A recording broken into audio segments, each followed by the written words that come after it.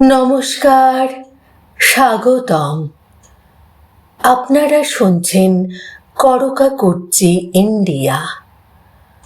কথার ভাঁজে ভাঁজে লুকিয়ে থাকা ইতিহাস, স্মৃতির পাতায় জমে থাকা সোনালি দিন, আর বিস্মৃত প্রায় মানুষদের অজানা গল্প, এই সব কিছুকেই আবার জীবন্ত করে তুলতে আপনাদের সঙ্গে পথ চলা শুরু করেছে করকা করছি ইন্ডিয়া।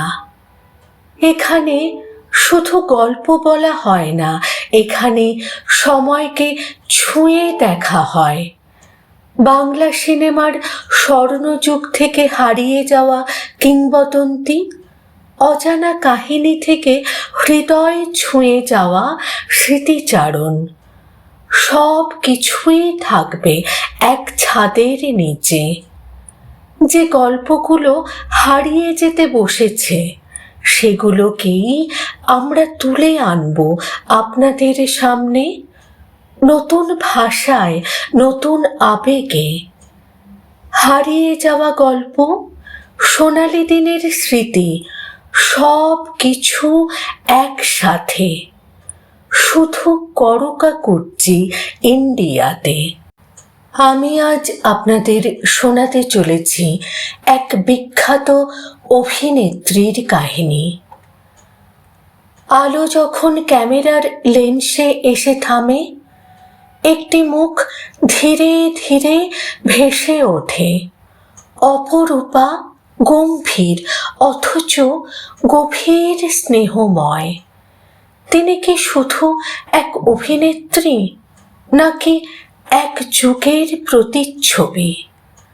বাংলা সিনেমার আকাশে যে নক্ষত্র আজও নিভে যায়নি, তিনি আর কেউ নন, তিনি হলেন কানন দেবী।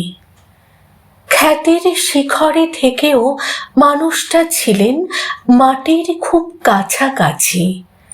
কিংবদন্তি পরিচালক তরুণ মজুমদার বলতেন, তার কথা মনে এলেই এক মাতৃমূর্তি চোখের সামনে ভেসে ওঠে। এই একটুকু বাক্যেই যেন ধরা পড়ে কানন দেবীর আসল পরিচয়।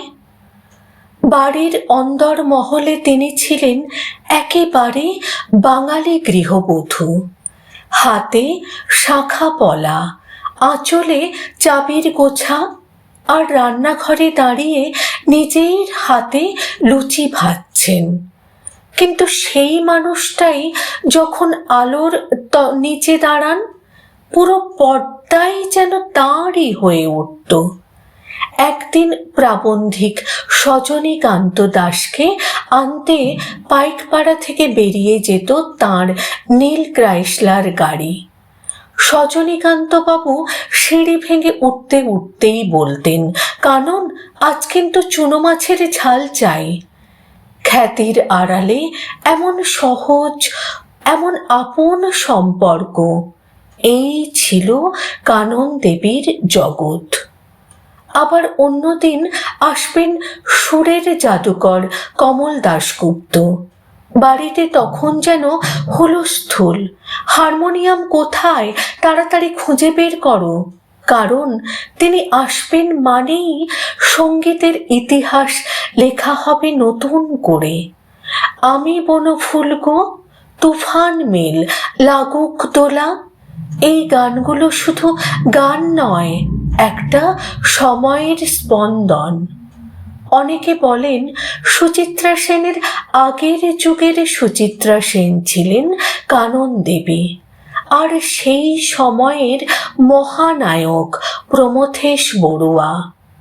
তবুও জীবনে একটা অপূর্ণতা রয়ে গিয়েছিল, দেবদাসের পার্বতী হতে পারেননি তিনি। দেবদাসের সেই চরিত্র আজও যেন তার নাগালের ঠিক বাইরে থেকে যায়। কিন্তু ভাগ্য অন্য গল্প লিখেছিল, মুক্তি। সেই ছবিতে তার অভিনয়, তার গান তাকে পৌঁছে দেয় এক অন্য উচ্চতায়। একটি গান ওগো সুন্দর। অনেকে ভাবেন এটি রবীন্দ্রসঙ্গীত, কিন্তু আসলে এর রচয়িতা সেই সজনীকান্ত দাসই। কাননবালার অতীত নিয়ে নানা গল্প, নানা গুঞ্জন, কিন্তু তিনি নিজেই একদিন বলেছিলেন, কে বাবা, কে মা, জেনে কি হবে, আমার কাননবালা পরিচয়ই যথেষ্ট। এই আত্মমর্যাদা, এই দৃঢ়তা তাকে করে তুলেছিল অনন্যা। তিনি শুধু অভিনয় করেননি, গড়ে তুলেছিলেন স্বপ্ন।